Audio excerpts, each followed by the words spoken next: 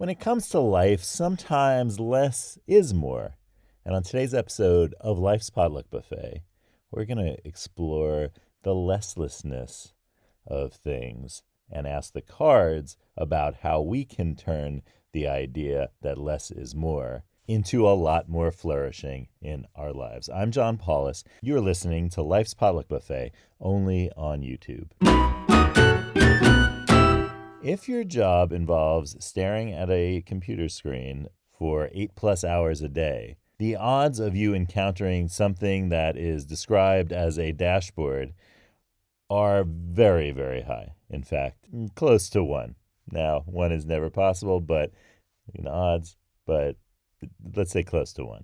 I mean, even YouTube provides its creators a dashboard to have a summary of the stuff that's going on with their channel. But why is it called a dashboard?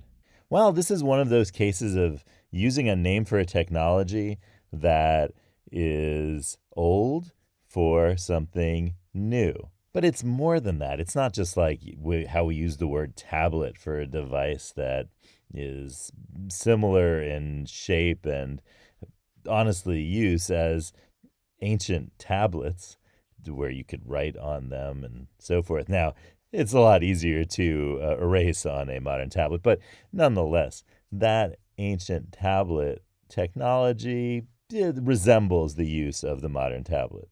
But the original dashboard has absolutely no functional relationship to the modern dashboard that you and I are so familiar with. As much as we may feel like having that dashboard prevent snow and rain from splashing up on us, well, we would probably think better of it, especially since we may not own the computer we're using for work might belong to a company or an organization and not us, and we wouldn't want to use our own computers to block snow and rain from splashing up on us. So that really rules out our use of the dashboard as a dashboard was meant to be used. So you see, in the 1840s, in the English language, the word dashboard was used to describe the board, the wood board, that would be a shield that would protect you from being splattered by all of the junk that the horses were kicking up. And this is where the less is more concept comes in.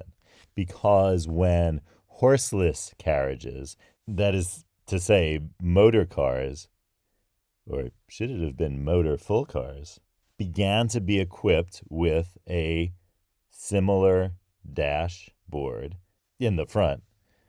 But then something very special happened, and the motor car's engine moved to the front, conceptually in front of where the dashboard was.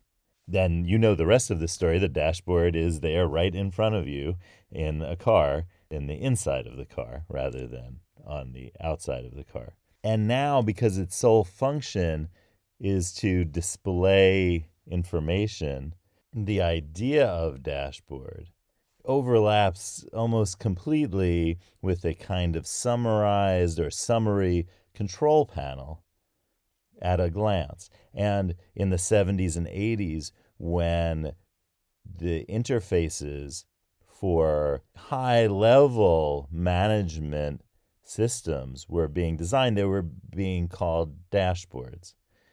And that is where we get the idea of our own personal dashboards that we have on just about everything now, including YouTube.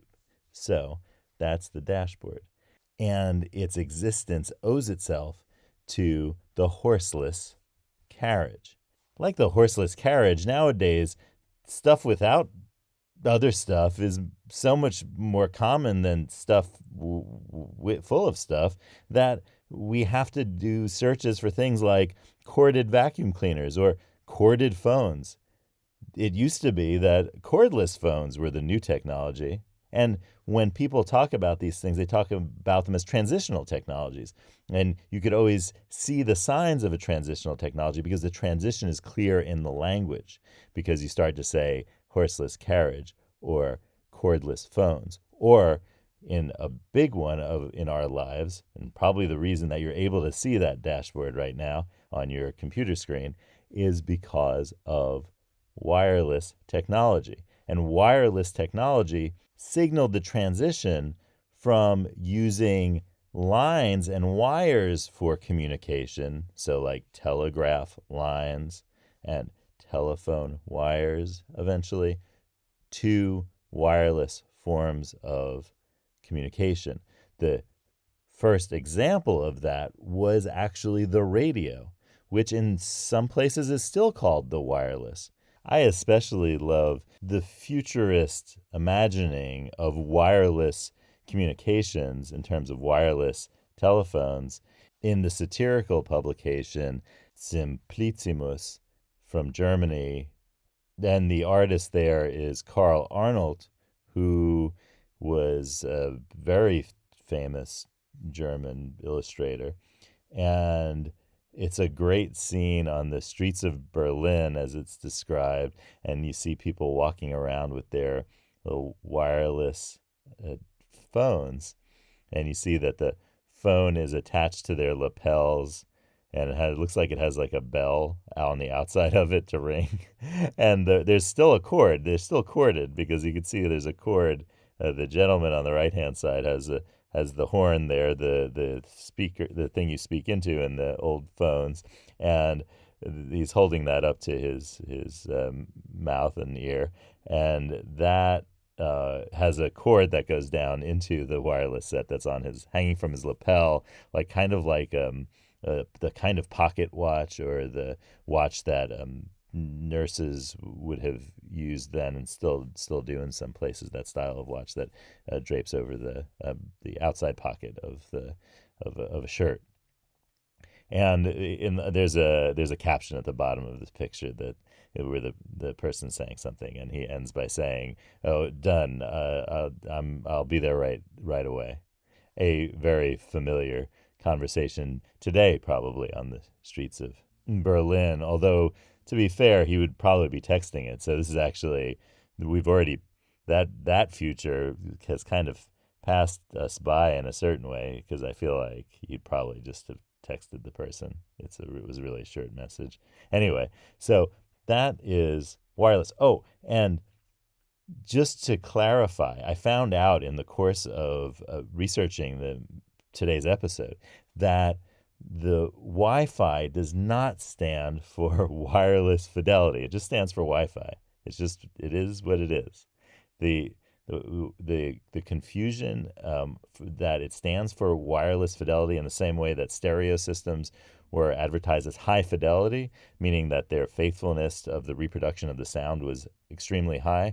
That hi-fi was the inspiration for Wi-Fi, and in fact, early Wi-Fi promoters talked about it as wireless fidelity to play around with that idea, but there really seems to be no sense that it actually is an abbreviation for that. I mean, what would wireless fidelity? Well, I guess it could mean something like high quality stuff over without a wire. So no, it could work. But anyway, that's what I have come to understand, that Wi-Fi just stands for nothing. It's just Wi-Fi. It just jingles with hi-fi, but it doesn't stand for wireless fidelity.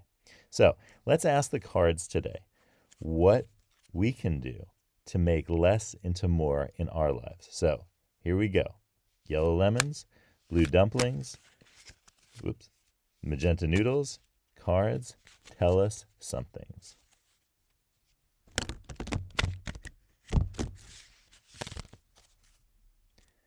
All right. All right, here we go.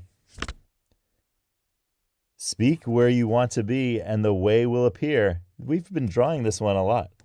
This is a good one. So when it occurs to yourself to say, I want to be X, say it to yourself. Remember this? And don't say it to anybody else. Just say it to yourself. And then be prepared for it to be true and operate as if it is already true. And not only will you be able to make more out of less, you'll also be able to make something where you thought there was nothing. Oh, maybe that's some good advice for looking at that dashboard. There's probably something there that at first glance looks like nothing.